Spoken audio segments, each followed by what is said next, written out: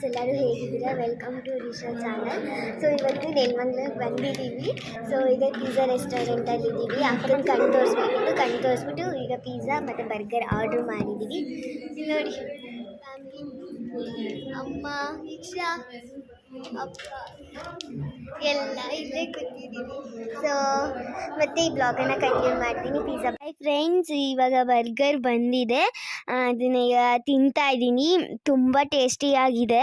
So ನೀವು ಕೂಡ just ಮಾತಲ್ಲಿ ಬಂದು ತಿನ್ನಿ, ತುಂಬ ಟೇಸ್ಟಿಯಾಗಿರುತ್ತೆ.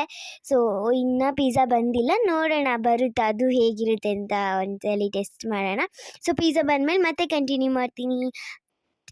ಅಷ್ಟರಲ್ಲಿ ನಾನು ಹೋಟ್ಲನ್ನ ನೋಡ್ಕೋಬೇಡ ಅಂತ ಹೇಳ್ಬಿಟ್ಟು ಎದ್ದು ಬಂದೆ. ಸೊ ಇವಾಗ ಇದೆಲ್ಲ ಎಷ್ಟು ಚೆನ್ನಾಗಿ ಡೆಕೋರೇಷನ್ ಮಾಡಿದ್ದಾರೆ ಅಲ್ವಾ, ಕಾಯಿ ಚುಪ್ಪಲ್ಲಿ ಮಾಡಿದ್ದಾರೆ, ಏನು ಸಕ್ಕತ್ತಾಗಿದೆ. ಮತ್ತು ಇಲ್ಲೆಲ್ಲ ಗೇಮು ಕೂಡ ಇದೆ, ಫುಟ್ಬಾಲು. ಸೊ ಆಡೋರಿಗೆ ತುಂಬ ಇಷ್ಟ ಆಗುತ್ತೆ ಪ್ಲೇಸು, ತುಂಬ ಚೆನ್ನಾಗಿದೆ. ಮತ್ತು ಬರ್ಡೇ ಹಾಲ್ ಕೂಡ ಇದೆ, ತುಂಬ ಗ್ರ್ಯಾಂಡಾಗಿ ಮಾಡ್ಕೋಬೋದು ಬರ್ಡೇ ಹಾಲ್ನ.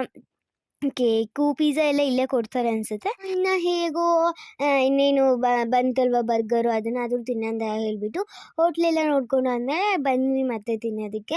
ಅದನ್ನು ತಿಂತಾಯಿದ್ರೆ ನಮ್ಮಪ್ಪ ನೋಡ್ಕೊಂಡು ನಾನು ಆಗ್ತಾಯಿದ್ರು.